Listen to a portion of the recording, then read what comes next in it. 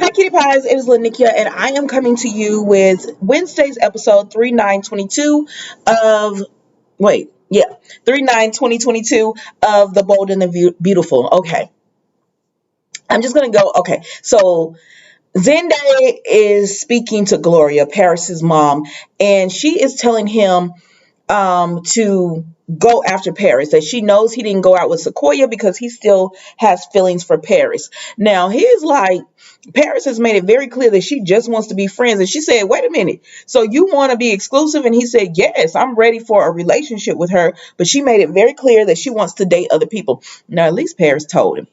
But she's made it very clear that she wants to date other people. So I can't be in a relationship with someone who doesn't want to be in a relationship with me. And so then we see that Gloria keeps telling him, well, you need to go after Paris before it's too late. And she flashes back to the conversation that she had with Carter when she was telling Carter to leave Paris alone, or she would tell Ridge. Well, she's telling Zende, it's going to be too late if you don't make your move on Paris. Too late, because Paris has got over here with Carter, and she has already told him what she's already gotten over there with Carter, and she's already told him, convinced him to they already made what do what it do. She's convinced him. They're over there eating cereal at this time, and it's too late.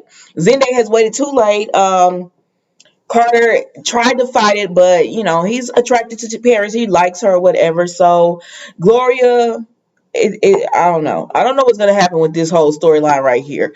I don't really care. I don't really care. I don't. I just don't know what's gonna happen.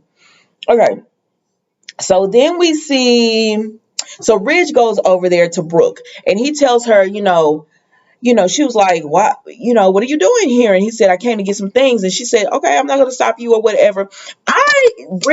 Brooke is just like, okay, I want him, but I understand that I've hurt this man, so I'm gonna set him free. I'm not going to try to hold on to this marriage. I'm gonna set him free. Maybe he's better off with Taylor because she loves him that much. Maybe he's better off with Taylor. And so he tells her, I could have had someone come over here and get this. I could have came over here when you was gone. I came over here to see you. I want to check on you and everything. And she says, Hope's right there, right there. I'm good. Everything's fine. And she says, you don't have to worry about me. You don't have to have sympathy or pity for me. And he's like, I don't have that for you. I just want to make sure that, you're taking care of yourself, that you're mentally okay. And he said, I still love you. But I think for Brooke, it's just like, let me heal. Like, let me get old. I'm gonna always love you, and he says he'll always love her. But so let me heal and get over, what I've done. Because she says, I'm trying to figure out, why did I drink? Why did I mess up my life this way? And he says, I want to know too, but she just doesn't know. And he wants to be there to support her. He said, I just wish if you just picked my side, I could have stayed. Like, if you wouldn't, he and Deacon got into it. If you just picked my side, I could have stayed. And Brooke said, I don't know why I made the decisions I made, but, you know, she's, even though she wants him, she's okay with letting him go because she wants him to be happy. And she feels like, I'm not the person that's going to make you happy. And so he just gives her a hug. They just hug. And I'm like, see, Ridge, this is why you shouldn't have ran over there to Taylor, because you're still in love with Brooke. And it makes it more complicated than what it is. You should have, I know he's over there with Steffi, but like, you're hanging with Taylor a lot and everything like that. That's what makes it more complicated than what it needed to be. But that's what happened with them. Let's see who else was on here today.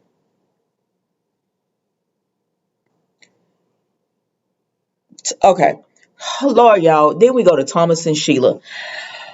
Thomas goes in and he's asking Sheila, how did you do this? Like, why did you do this? And she says, she had it coming. She had it coming, and everything. So Sheila is still happy that she did this. And Thomas said, that's her sobriety. You mess with a woman's sobriety. And she said, well, yeah, I might have got her drunk or whatever, but I'm not the one who made her kiss Deacon, and I'm not the one who made her lay down in the bed with Deacon and choose Deacon when Ridge, when he and Ridge got into it. I didn't make her do all that. Now, you can't blame me for all this, but yes, you can, Sheila, because the woman, if she had not been drinking, she would have made those choices. Um, and so then we see. Okay, so Thomas and Sheila keep going back and forth about this. And she's like, listen, you're not finna blame this on me. This is not my fault. I didn't do anything that was wrong. Like, Brooke deserved this. So then Thomas is telling Sheila, tell me how you did this. Like, tell me how you got her drunk. And so she's telling him no. She was like, the least the less you know, the better it is for you. But he really wants to know. He was like, no, I want to know, how were you able to do this? And she won't tell him. But then he says, if you don't tell me, I'm going right to my father to tell what you've done. And she said, I don't like being backed into a corner, because I was like, boy. But she goes ahead and she tells him that, she heard Brooke wanting these non-alcoholic beverage. And so she got it in her plan. Some of my best work ever to switch the labels out and everything. And so when it was delivered, Brooke got it. And remember, Brooke said it tastes just like champagne. So Brooke was guzzling and she didn't think she was getting drunk because it's non-alcoholic and it tastes just like champagne. And plus, y'all know, because some people be like, but y'all know, I remember I went to dinner one time and I'm not a drinker, but they had these teas, right? And it had alcohol in it, but I was like, oh, it's just tea or whatever. And you couldn't taste the alcohol. So, but by the time I got up, I was like, whoa, yeah, I'm feeling it now. I'm feeling it now. So I could see how Brooke was drinking that and didn't realize she was sitting there getting drunk. You know what I mean? But anyway, so she tells Thomas how she did it and everything. And she's so proud of herself. She was like, my best work, some of my best work. And Thomas is like, man, you went too far, Sheila. You went too far this time. And she was like, you cannot tell Taylor, Ridge, or Brooke what I've done. Keep your mouth shut. And Thomas is just like, And she was like, you got your family back together. Isn't that what you want? She said, your dad is happy. Your mom is happy. Brooke, but he's like, maybe me and Brooke disagree, but it didn't warrant this. Like, I can't get down with this.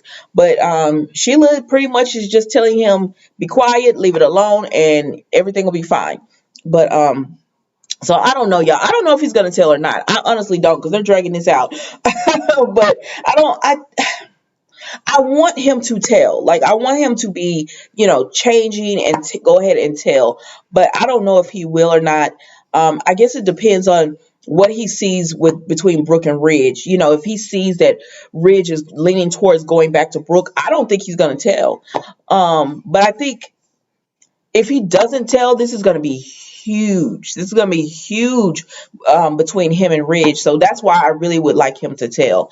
As far as Paris and Carter and Zende and Gloria and all them, y'all, I don't care. I don't care. They're beautiful people, but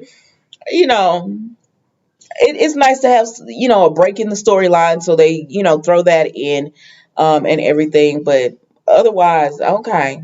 But anyways, guys, that was Bold and Beautiful Day. I hope you enjoy the rest of your day, and I will see you tomorrow with another episode. Don't forget to like, comment, and subscribe.